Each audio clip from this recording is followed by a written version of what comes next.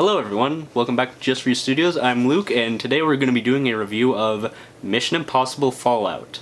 So Mission Impossible Fallout is the sixth Mission Impossible film. There's a lot of them, there's too many.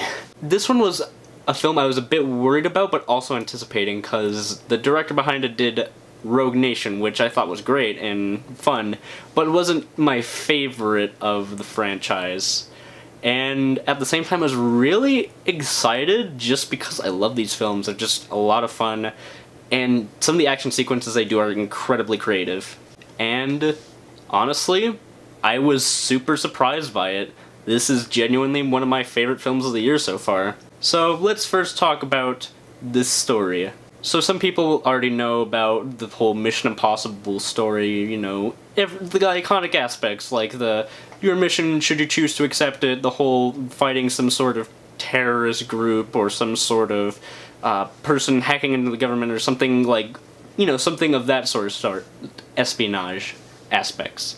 Here, it's more of the kind of anarchist terrorist group called the Apostles, and a character that I won't really go into detail about, because if I did, it would be a spoiler for Rogue Nation.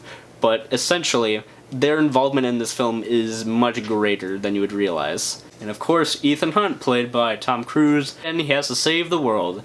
And honestly, with a film like this, the plot isn't all that important. They get a lot of it out of the way in the first couple of minutes, honestly. But what we are really here for are the action sequences and set pieces. Now, in genuine honesty, this is the best collection of set pieces in the entire franchise. Just not even debatable. I mean, there's some pretty fantastic sequences in, like, the fourth one, and even the fifth one with the holding onto a plane as it's just flying off. Tom Cruise is hanging on to it like a little bug on a windshield. That's pretty kind of nuts. And somehow he does stuff like that that's even crazier 3 times. There's many moments in here, it's like, how is he not dead? And I mean, that's kind of the joke, but seriously, how is he not fucking dead by now? And even the performances are really great. Even Henry Cavill's really cheesy, kind of campy performance I liked.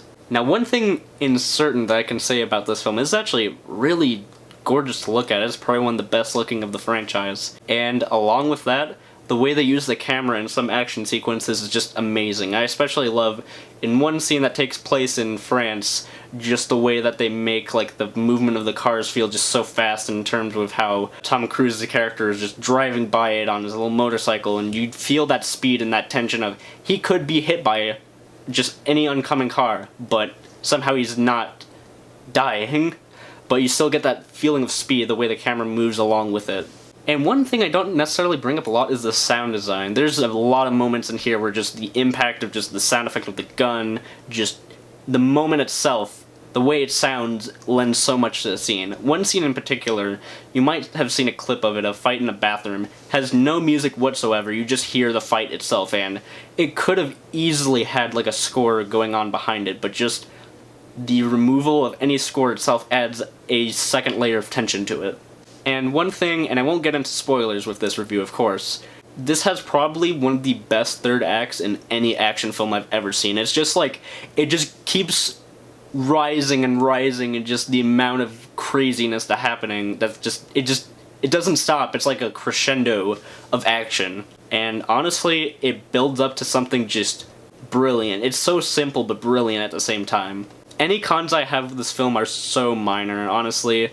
When I originally watched this, I thought the first 20 to 30 minutes of this film were really slow and kind of dragged in a few areas. But then I rewatched it because I really loved this movie on the first watch, like the rest of it was great. And then those 20 minutes were like, I like these 20 minutes now. So honestly, the only like flaw I could think of is that this film does feel a little bit too long, just like that amount. Maybe cut a couple of minutes. But honestly, just, like, it's so worth it. It's just so worth it for what we get in the end. Honestly, like, I have almost no flaws with this film. It is a 10 out of 10 for me.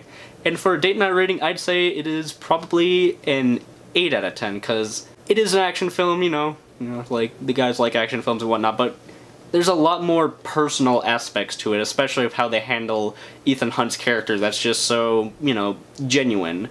And that's something I wouldn't have expected from a film like this, because Mission Impossible, while being fun, doesn't really get all that emotionally involved in its characters, but it did here, and it was super surprising. Anyways, let me know what you thought of this review, what do you think of Mission Impossible Fallout, and look out for more reviews in the future. Type in the comments below what you want to see us do next, and what you think of these movies. And I will see you later, and have a good rest of your day. Bye.